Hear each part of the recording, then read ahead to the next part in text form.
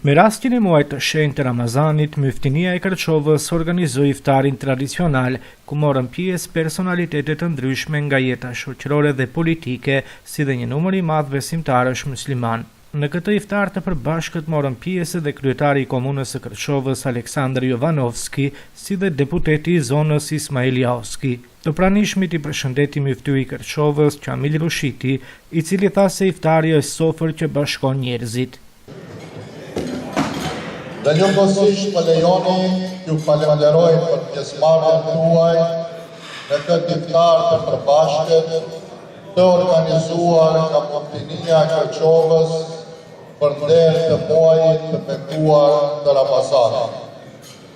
S'do men se secili nga ju sonte ka pasur mundësi të jetë në iftare të ndryshme, familjare, shoqërore, apo edhe kolegiale, por fakti që sot jeni këtu me ne, për ne është një kënaqësi e veçantë dhe një nder i madh.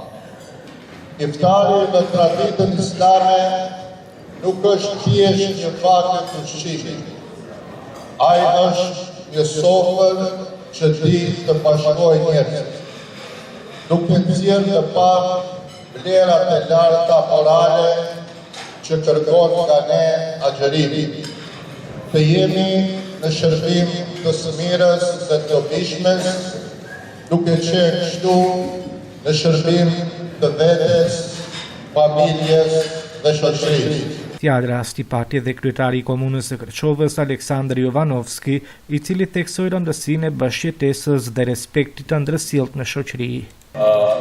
Mi se zapomnano česta i na zadovoljstvo da možemo da prisustvujemo ovako prekrasno nešto kako što je iftar. Kako što kaže počituvanje od muftija, ovo je naistinu zadovoljstvo koje budi pozitivna energija i ovo je blagosloven mesec Ramazan, naistina nudi jedno zadovoljstvo, na utehe, na radost, jedno druženje koje ne može da se zameni sa ništa.